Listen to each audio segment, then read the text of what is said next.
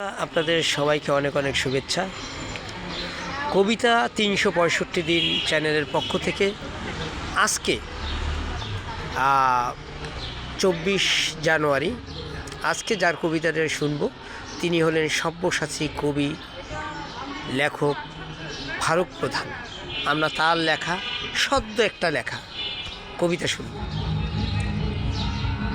তেলবাজিতে সরব সবাই, তেলবাজিতে গরম কেন বাজার লড়াই, মজুমদারের স্বভাব কেমন দিনে দিনে বাড়ছে চড়াই।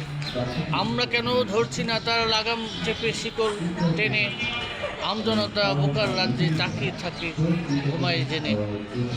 বাজারটা তোর বাপের কেনা, ইজারিদার রসিদ লেখে নিচ্ছে টাকা গুনে গুনে, দালাল ধরার ফন্দিটাকে রপ্ত করে নিলে শিখে।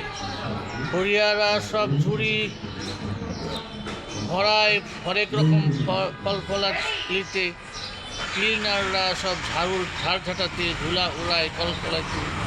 মানছে না কেউ নিয়ম নীতি, বাড়ছে কেবল দুর্গতি, বাজার নীতি রাজনীতিতে ফেল মেরেছে দুর্নীতি।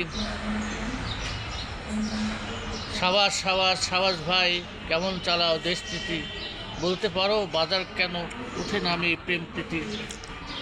ভালোবাসা দূরে ঠেলে শক্ত হাতে হাল ধরো, আপন বলে থাকবে না কেউ, সমান চোখে মাফ করো। দেখবে তখন চাটুকাররা সেলুট তোমায় সেলুট, মূল্যায়নের চাবিকাঠি যাচাই করে দেখুক।